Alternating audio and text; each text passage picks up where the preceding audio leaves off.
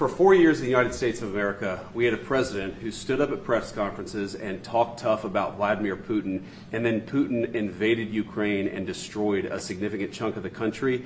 The path to peace and the path to prosperity is maybe engaging in diplomacy. We tried the pathway of Joe Biden of thumping our chest and pretending that the President of the United States' words mattered more than the President of the United States' actions. What makes America a good country is America engaging in diplomacy. That's what President Trump is doing. Can I ask you? Sure. Yeah? Yeah. Okay. So he occupied our parts, big parts of Ukraine, part of East and Crimea. So he occupied it on 2014. So during a lot of years, so I'm not speaking about just Biden, but those time was Obama, then President Obama, then President Trump, then President Biden, now the President Trump, and God bless, now President Trump will stop him. But during 2014, nobody stopped him. He just occupied and took. He killed people. You know what the contact line? 2015.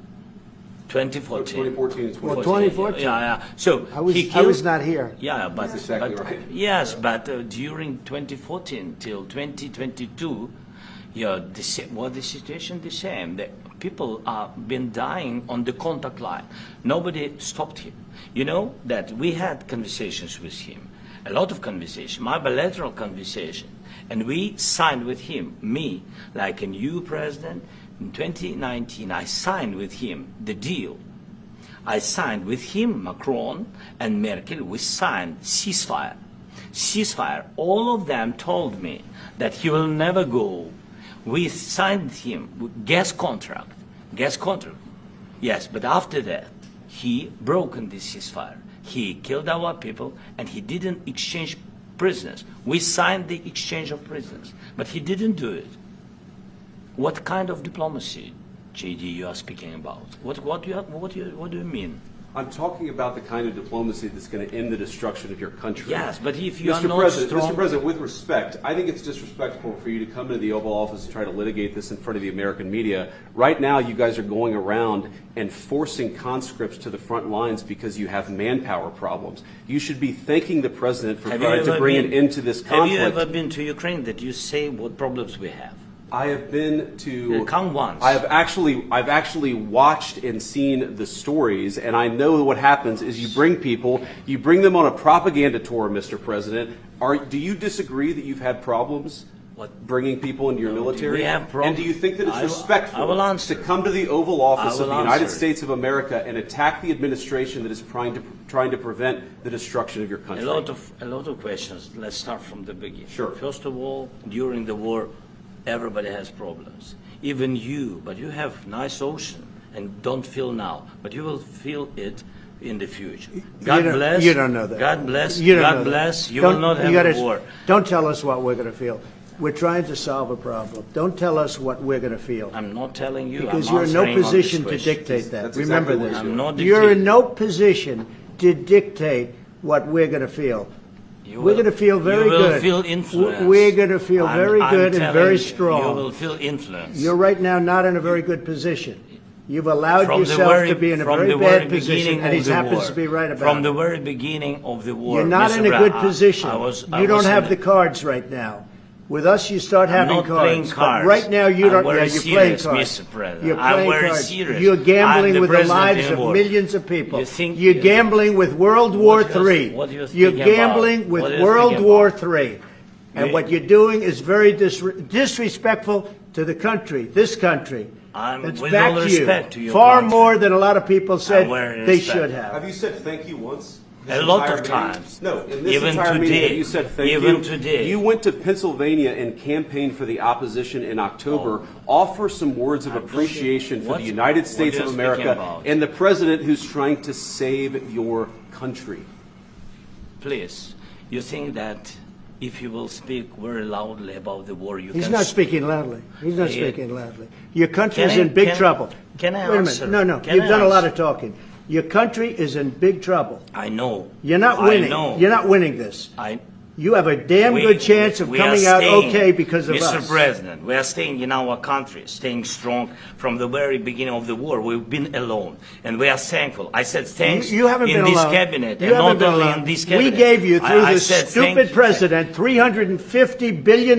You voted we gave for you your military president. equipment, You and you voted men for are your brave, president. but they had to use our military. What about if you didn't have our military equipment, if you didn't have our military equipment, this war would have been over in 2 weeks. In 3 days, I heard it from Putin. In 3 days, this is something maybe new. less. In 2 weeks, of course, yes. It's going to be a very hard thing to do business like this. I tell you. Just say thank you. I said a lot of times thank you to American people. Except that there are disagreements, and let's go litigate those disagreements rather than trying to fight it out in the American media when you're wrong. We know that you're wrong. But you see, I think it's good for the American people to see what's going on over here. I think it's very important. That's why I kept this going so long. You have to be thankful. You don't have the cards. Thankful. You're buried there. Your people are dying. You're running low on soldiers. Listen, please, you're running Mr. low President. on soldiers. It would be a damn good thing. Mr. And then you tell us, I don't want a ceasefire. I don't want a ceasefire. I want to go, and I want this. Look, if you could get a ceasefire right now, I tell you, you take it so the bullets stop flying and your men stop getting killed. Of course, we want to stop the war. But you're saying you don't want a ceasefire. But I said to you, I want a ceasefire. With guarantees. Because you'll get a ceasefire faster than an agreement. Ask our people about ceasefire, what they think. That wasn't it doesn't with matter me. for you what. That wasn't this with me. means. That was with you. a guy named Biden, who was not a smart person. But this That was is your, with, this that was is with your Obama. president. It was your president. Excuse me. That was with Obama, who gave you sheets, and I gave you javelins. Yes. I gave you the javelins to take out all those tanks. Obama gave you sheets. In fact, the statement is Obama gave sheets and Trump gave javelins. You got to be more thankful, because let me tell you, you don't have the cards. With us, you have the cards. But without us, you don't have any cards. One more question to Mr. Vice President. I'm sorry. It's going to be a tough deal to make, because the attitudes have to change. What if Russia breaks ceasefire? What if Russia breaks peace talks? What do you do then? I understand that it's a heated conversation right now. What are you saying? She's asking, what if Russia breaks the ceasefire? What if anything? What if a bomb drops on your head right now? Okay? What if they broke it? I don't know. They broke it with Biden, because Biden, they didn't respect him. They didn't respect Obama. They respect me. Let me tell you, Putin went through a hell of a lot with me. He went through a phony witch hunt where they used him and Russia. Russia. You ever hear of that deal? That was a phony Hunter Biden, Joe Biden scam. Hillary Clinton, Shifty Adam Schiff. It was a Democrat scam. And he had to go through that. And he did go through it. We didn't end up in a war.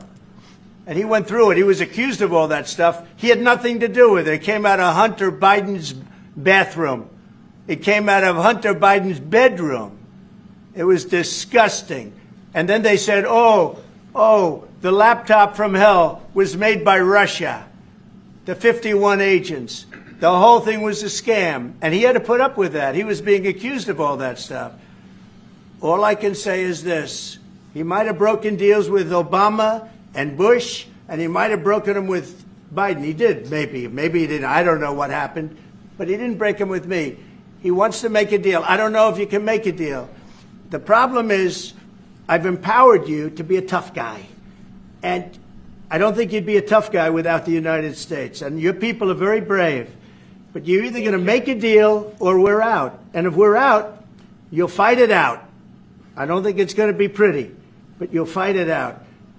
But you don't have the cards. But once we sign that deal, you're in a much better position.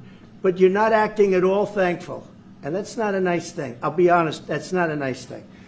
All right, I think we've seen enough. What do you think? Huh? This is going to be great television, I will say that. All right. We'll see what we can do about putting it together. Thank you.